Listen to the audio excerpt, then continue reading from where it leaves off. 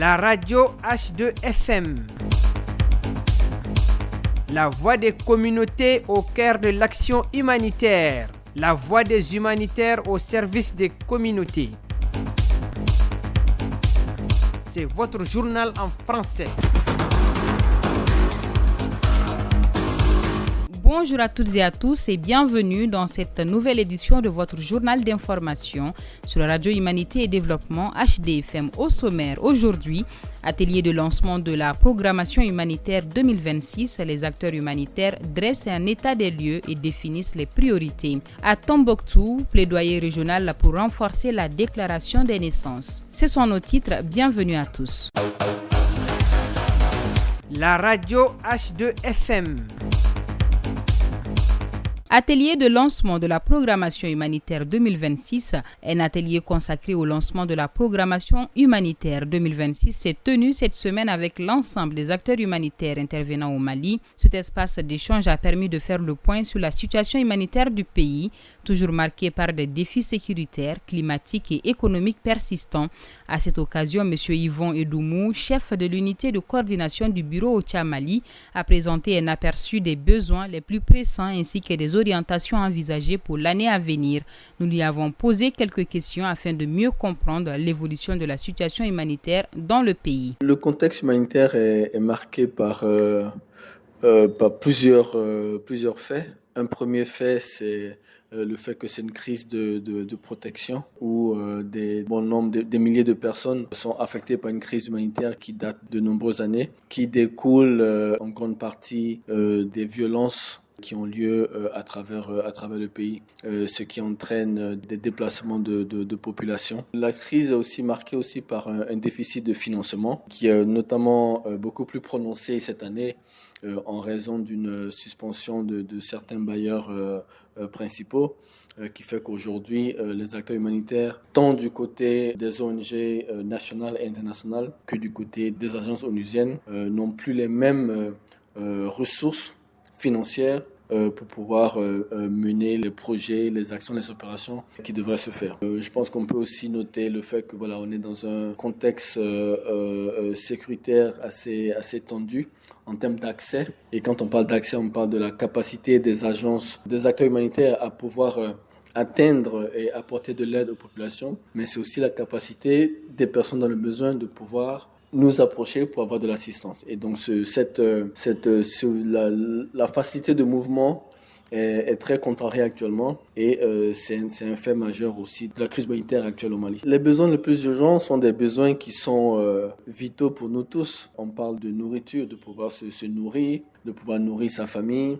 On parle d'accès à l'eau, de pouvoir accéder à l'eau, de pouvoir utiliser, de pouvoir profiter de ces besoins qui sont primaires, donc la nourriture, l'eau, les soins de santé.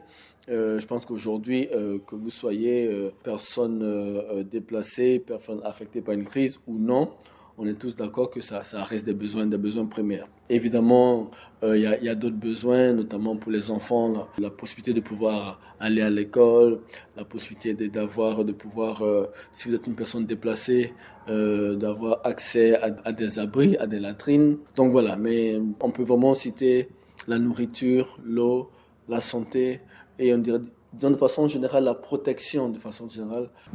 OCHA, nous sommes comme une agence qui facilite tout le travail qui est fait sur le terrain ici au Mali, en étroite collaboration avec les autorités maliennes, qui sont d'ailleurs les premiers responsables de la protection des personnes vivant sur le territoire. Donc nous servons comme une courroie de transmission au sein des acteurs humanitaires. Nous jouons un rôle de plaidoyer, d'information pour s'assurer que les personnes l'information circule au sein des acteurs humanitaires afin de savoir où sont les besoins, quelles sont les poches de besoins, quels sont les manquements qu'il y a dans l'architecture humanitaire. Nous avons aussi un rôle comme le nom l'indique, c'est vraiment un rôle de coordination pour tous ceux qui sont impliqués dans la réponse humanitaire, y compris aussi auprès des agences et des ONG nationales qui sont très présentes dans la réponse. Comme je disais tantôt, je pense qu'un des facteurs, c'est le fait que de nombreuses populations sont encore affectés par l'insécurité, par les violences, par les mouvements de population qui persistent d'année en année. Ça, c'est un premier facteur. Un deuxième facteur, c'est aussi qui est évidemment lié au premier, c'est la fragilité des populations et qui fait que les populations peuvent très facilement basculer en besoins humanitaires. Donc beaucoup de familles n'ont pas assez de ressources financières ou autres pour pouvoir absorber des chocs. Donc chaque fois qu'il y a un choc, le choc peut être un choc sanitaire, une épidémie, ça peut être un choc lié à des violences, des déplacements de population, ça peut être des chocs aussi liés à des aléas climatiques. Donc la fragilité des populations fait que une fois qu'elles subissent un tel choc, elles peuvent parfois basculer en situation humanitaire, en situation d'urgence. Et évidemment, basculer en situation d'urgence n'est pas forcément le plus critique, c'est le fait qu'en fait, elles restent longtemps dans cette situation. Une fois qu'elles ont basculé en situation d'urgence, si elles ne sont pas capables de rebondir, on dirait comme ça, de rebondir et se remettre sur pied, elles deviennent dépendantes de l'assistance pendant des années.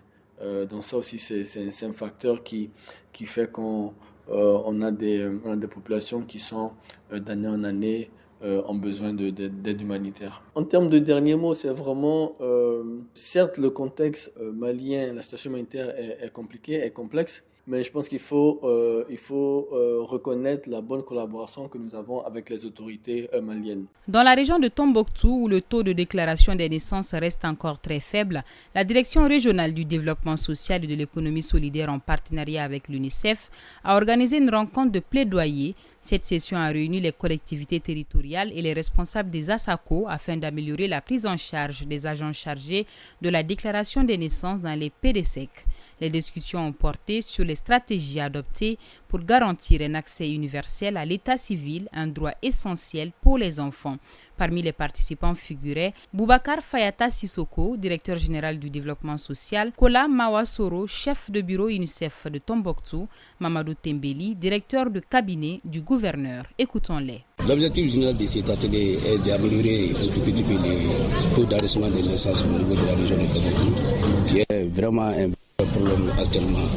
Si on prend les statistiques au niveau du Mali, pratiquement Tombouctou est à la queue. Déclarer une naissance, c'est donner une identité à un enfant, ce qui est un droit fondamental. Les agents de déclaration jouent un rôle essentiel, souvent au plus près des familles.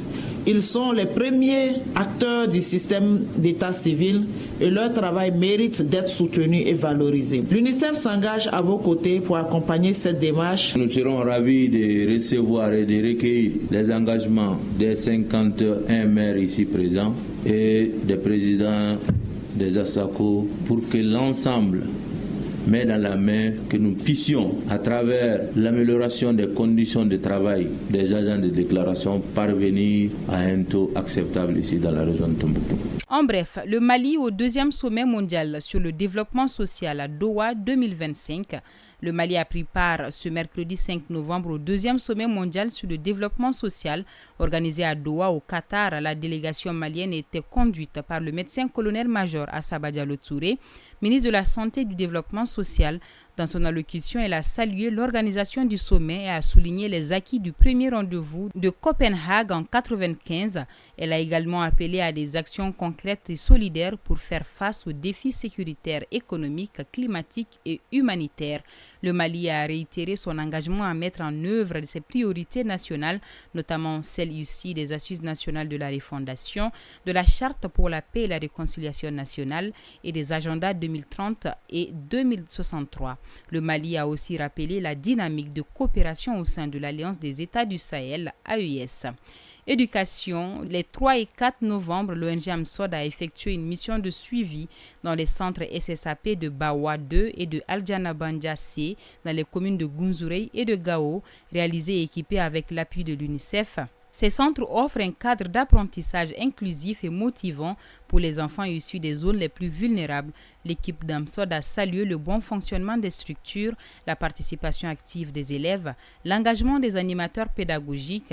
Les enfants bénéficient également de kits scolaires, des goûters nutritifs et des matériels pédagogiques. En clôturant la visite, le chef de base d'AMSOD à Gao a rappelé les mots de Nelson Mandela: l'éducation est l'arme la plus puissante qu'on puisse utiliser pour changer le monde.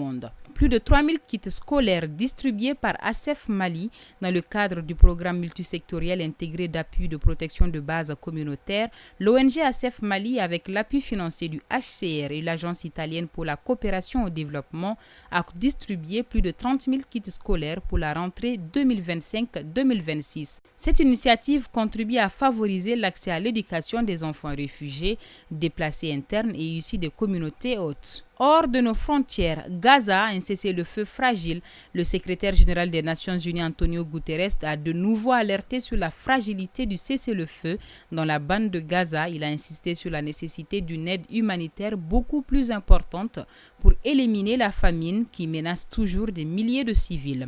Au Soudan, Action contre la faim confirme que la famine est désormais avérée dans certaines villes, tandis que 20 autres zones sont menacées de famine imminente. Les restrictions d'accès humanitaire, la pénurie de vivres et la réduction de financement aggravent la situation d'une manière sans précédent. La compagnie Blue Light Humanitarian Airlines a annoncé le lancement de ses opérations globales de logistique d'urgence. Sa flotte multirôle est conçue pour acheminer rapidement des équipes matérielles, des équipes médicales, du matériel humanitaire ainsi que des cargaisons vitales dans les zones en crise. Un nouvel acteur qui souhaite révolutionner la rapidité des réponses humanitaires aérienne. C'est ainsi que s'achève cette édition du journal. Merci de votre fidélité et de votre attention. Au microphone, vous étiez avec Bibata Mamotouré. La partie technique a été assurée par Salim Djouara. Très bonne suite de programmes sur HDFM. La radio H2FM.